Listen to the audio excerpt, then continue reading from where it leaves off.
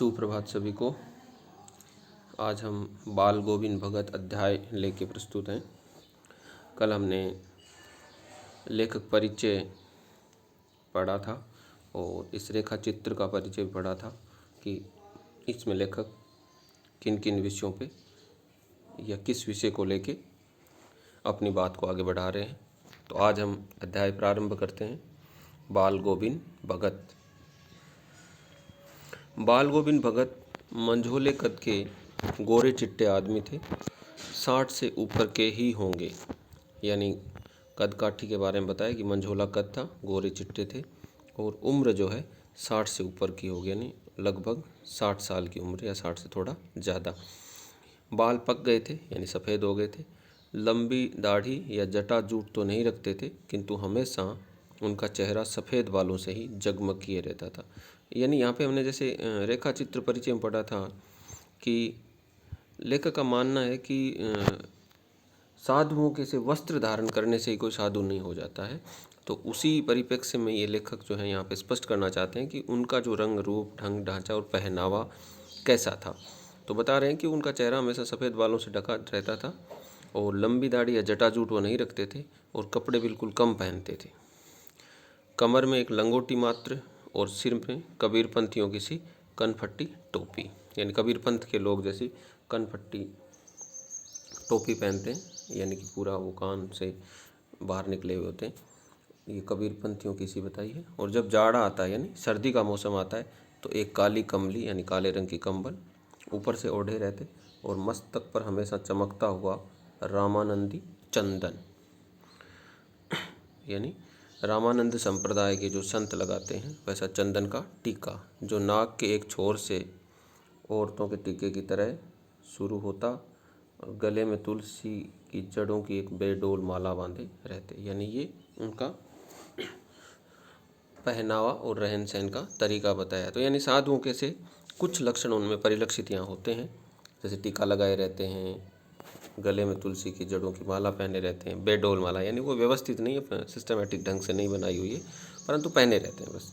ऊपर की तस्वीर से ये नहीं माना जाए कि बाल गोविंद भगत साधु थे। यानी जिस प्रकार का उनका रेखा चित्र यहाँ प्रस्तुत किया उससे लेखक कह रहा है कि हमें ये नहीं सोचना चाहिए कि ऐसे जो वस्त्र और इस तरह की वेशभूषा और इस तरह से चंदन का टीका, ऐसे कपड़े, तुलसी की माला, ये सब पहनने से कोई साधु हो गए। नहीं, बिल्कुल ग्रस्त।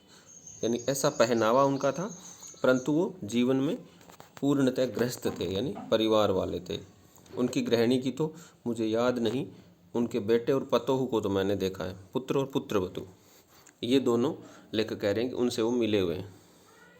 थोड़ी खेतीबाड़ी भी थी, यानी गृहस्थ के साथ जो जो चीज़ें ऐड होती है, यानी कि परिवार है, पत्नी है, बच्चे हैं, खेतीबाड़ी है, एक अच्छा साफ़ सुथरा मकान भी है, यानी मकान भी है, खेतीबाड़ी भी है, तो पारिवारिक जीवन वो जीते थे।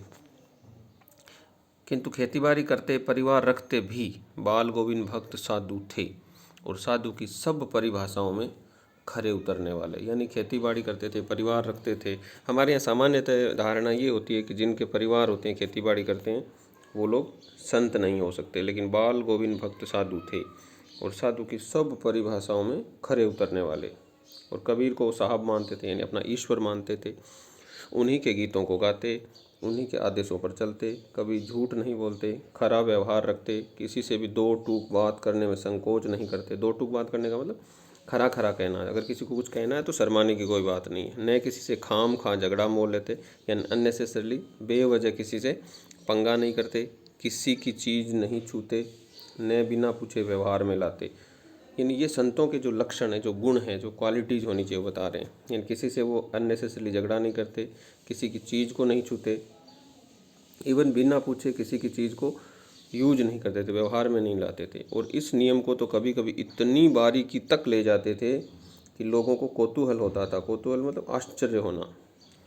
कभी कभी वे दूसरे के खेत में शौच के लिए भी नहीं बैठते थे। यानी शौचालय आजकल चूँकि घरों में बनने लगे हैं, पहले लोग खुले में शौच करने जाते थे, तो वो इतना नियमों का पालन करते थे कि वो तो दूसरे के खेत में शौच भी नहीं करते थे।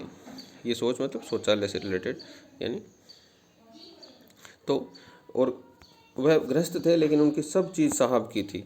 यानी पारिवारिक जीवन जीते थे, लेकिन साहब मतलब यहाँ पे कबीर से संबंध है, यानी वो कबीर को अपना साहब मानते थे, अपना ईश्वर मानते थे। सब चीज़ों पे उनका मानना था कि ये सब चीज़ें साहब की है, ईश्वर की है।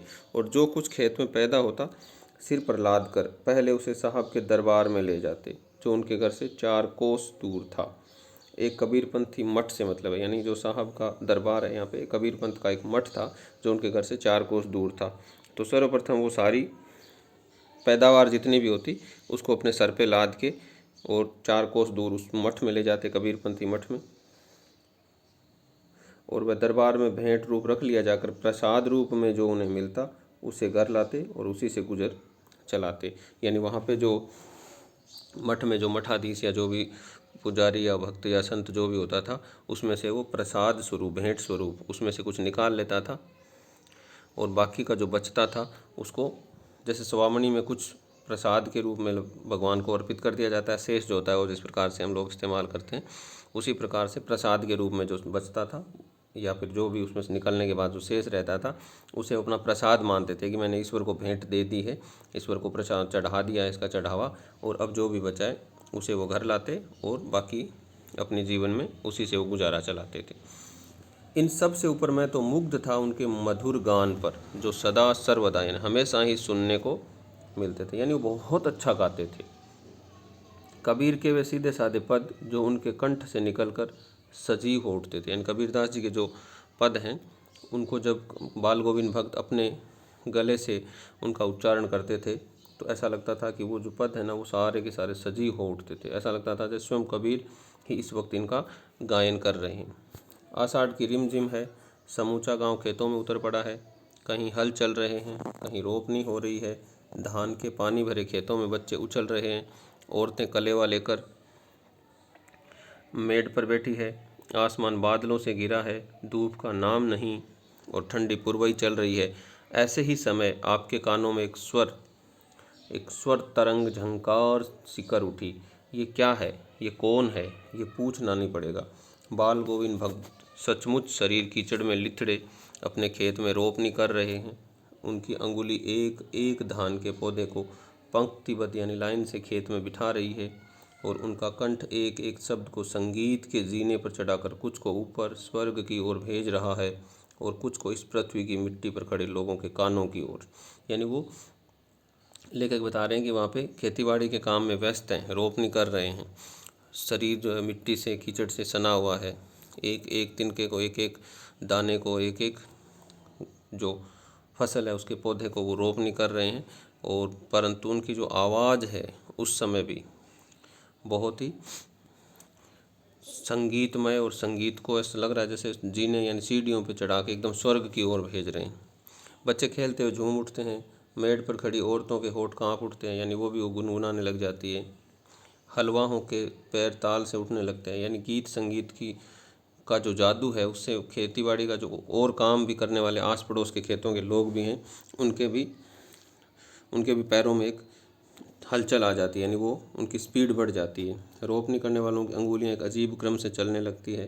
बाल गोविंद भगत का ये संगीत है या जादू, यानी उस संगीत को जादू से तुलना की कि एक जादूगर जैसे अपने जादुई वाणी से लोगों के हृदयों में एक जादू पैदा कर देते हैं, एक जोश और उत्साह पैदा कर देते हैं। उसी तरह से बाल गोविंद भक्त अपने संगीत से, अपने गीत से खेतीबाड़ी का काम करने वाले आस पड़ोस के खेतों से जो लोग हैं, महिलाएं हैं, बच्चे हैं, जो भी खेल रहे हैं, कुछ काम कर रहे हैं, कुछ खाने पीने का सामान जुटा रहे हैं, वो सब के सब आनंदित और प्रसन्न हो जाते हैं। भादों की वह अंधेरी अधरतियाँ, यानी अंधेरी रात है, और अधरतियाँ यानी मिडनाइट, आधी रात। अभी थोड़ी ही देर पहले मूसलाधार वर्षा खत्म हुई है। बादलों की गर्ज, बिजली की तड़प में आपने कुछ नहीं सुना हो, किंतु अब झिल्ली की झंकार या दादुर मेंढक के टर टर बाल गोविंद भगत के संगीत को अपने कोलाहल में डुबो नहीं सकती। उनकी खंजड़ी डिमक डिमक बज रही है और वे गा रहे हैं, गोदी में पिएवा चमक उठे सखिया, चिहुक उठे ना। हाँ, पिया तो गोद में ही है, किंतु वह समझती है वह अकेली है। चमक उठती है, चिहुक उठती है। उसी भरे बादलों वाले भादों की आधी रात में उनका ये गाना अंधेरे में अकस्मात कौंध उठने वाली बिजली की तरह किसे न चौंका देता। अरे, अब सारा संसार निस्तब्धता में सोया है। बाल गोविंद भगत का संगीत जगा रहा है, जाग रहा है, जगा रहा है। तेरी गठरी में लागा चोर, मुसाफिर जाग जरा। यानी इस तरह से वो अर्धरात्रि में भी, भादों के उस महीने में जब पूरी दुनिया सो रही होती है, लेकिन बाल गोविंद भक्त का जो संगीत है वो सारा संसार जब निस्तब्धता में सोया है, उनका संगीत लोगों को जगा रहा है, वो स्वयं जाग रहे हैं। और एक तरह से ये चेतावनी स्वर के रूप में कि गठरी में लागा चोर, यानी रात में जो चोर आते हैं वो चोरी का कार्य करते हैं, परंतु उसका संगीत जो है वो लोगों को जगा रहा है और ये बता रहा है कि हे मुसाफिर जाग जरा। यहाँ पे चूँकि इसका एक सामान्य अर्थ चोर के रूप में है, परंतु उसका अगर आध्यात्मिक अर्थ लें तो ये निकलता है कि हे मनुष्य, तो क्यों सोया हुआ है, उठ। यानी तुम्हारा जो जीवन है वो क्षण क्षण समाप्त होता जा रहा है, तू सो के इसको क्यों गंवा रहा है, उठ और भगवान की भक्ति में लीन हो जा। तो इस प्रकार से हम आज यहीं तक इसका अध्ययन करेंगे। शेष जो भाग है उसको हम कल पढ़ेंगे। आशा करता हूँ कि आप सभी को ये पसंद आया होगा या समझ आया होगा। और अभी तक हमने जितना पढ़ा है उसमें से आप लोग कोई 3 प्रश्न बनाइए स्व विवेक से इसको पढ़ते हुए। इसका मैं PDF वर्जन भी भेज रहा हूँ और उसका उत्तर लिखिए और भेजिए। धन्यवाद। आज हम यहीं इसको समाप्त करते हैं।